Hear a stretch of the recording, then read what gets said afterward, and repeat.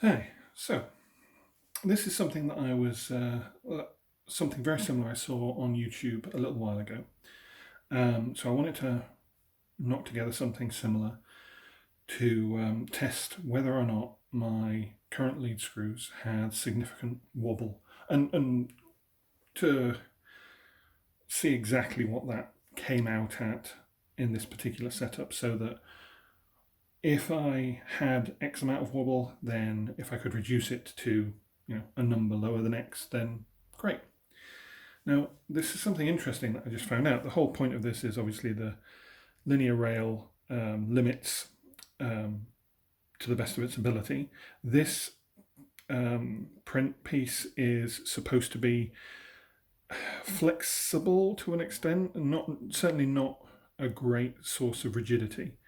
The intention being that if there's any significant pressure side to side or up or down, preferably side to side actually, it will translate into some degree of motion of this block.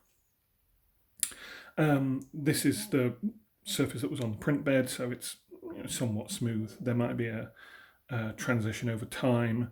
It might not be perfectly perpendicular, but I'm looking for wobble that would be in the sort of one full rotation of the lead screw. So let's have a quick look, doing this by hand. Sorry, let me just hold this down. I should have put feet on it. Now, did you just see it jump there? I'll talk to you about that in a second. Now you can see that it's not moving much, which is great. Now the amount of motion I can get into it just by pressing the lead screw, you can see it's something that you can see, but it's not a lot. Now, interesting point.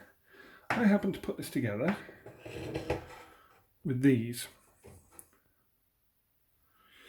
And there's been some discussion about whether or not these are any good. Now, something I did notice is, look at this.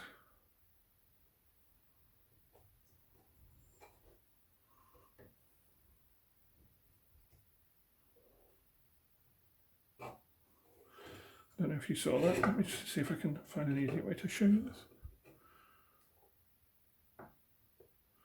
The point being, there is a massive amount of play, even with those as tight as they can get.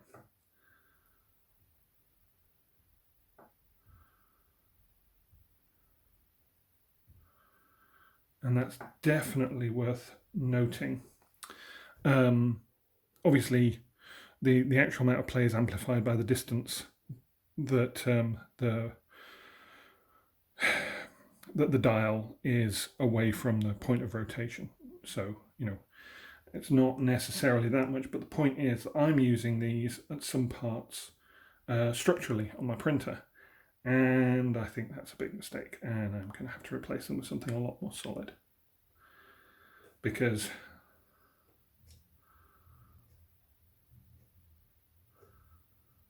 that amount of flex is not good at all.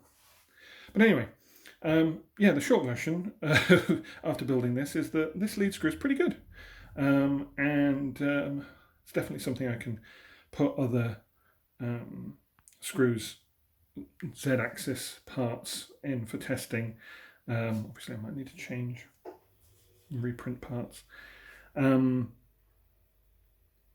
So overall, the sort of magnetic wobble couplers might not be necessary. That said, if you've got any wobble at all, two lead screws, dual Z, can, if they're wobbling in opposites, they can magnify each other. So it still might be necessary.